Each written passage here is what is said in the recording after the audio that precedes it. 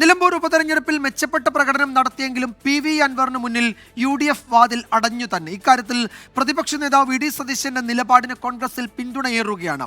അൻവറുമായി സഹകരണമാകാം എന്ന് ചില നേതാക്കൾക്കും മുസ്ലിം ലീഗിനും ഇപ്പോഴും അഭിപ്രായമുണ്ട്.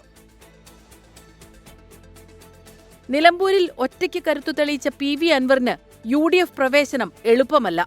അൻവറിന്റെ UDF പ്രവേശനത്തെ എതിർത്ത VD സതീശൻ അതേ നിലപാടിൽ തുടരുകയാണ്. എല്ലാ ദിവസവും ഒരേ ചോദ്യം ചോദിച്ചാൽ അതിന്റെ ഉത്തരവില്ല. ഒരു പ്രാവശ്യം പറഞ്ഞാൽ അതാണ് ഉത്തരം. അങ്ങനെയല്ലല്ലോ, അത് പറഞ്ഞല്ലോ, പിന്നെ എല്ലാ ദിവസവും അത് ചോദിക്കണെന്തിന്?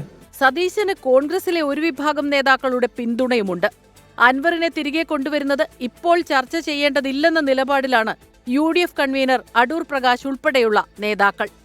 അത്തരം കാര്യങ്ങളൊന്നും ഇപ്പൊ ചർച്ച ചെയ്യപ്പെടേണ്ട ഒരു വിഷയമല്ല. അത് ചർച്ച ചെയ്യപ്പെടേണ്ട ഒരു വിഷയം അല്ല എന്ന് ഞാൻ പറയുമ്പോൾ അതിനുള്ള അവസരം യഥാർത്ഥത്തിൽ അടച്ച് അത് മറ്റാരുമല്ല, അത് അടച്ചത് അതിനുള്ള അവസരം ഇല്ലാതാക്കിയത് അൻവർ തന്നെയാണ്. നമ്മളുടെ സ്ഥാനാർത്ഥിക്കെതിരായിട്ട് മത്സരിച്ചതിന്റെ പിറ്റേ ദിവസം നമുക്കിതിനെക്കുറിച്ച് ആലോചിക്കാൻ പറ്റുമോ?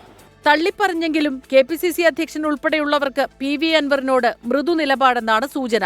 മുസ്ലിം ലീഗിന്റെ ഇടപെടലും അൻവറിന്റെ കാര്യത്തിൽ നിർണായകമാകും. മറ്റന്നാൾ ചേരുന്ന KPCC രാഷ്ട്രീയകാര്യ സമിതിയിൽ അൻവർ വിഷയം ഉൾപ്പെടെ ചർച്ചയാകും. 24 തിരുവനന്തപുരം.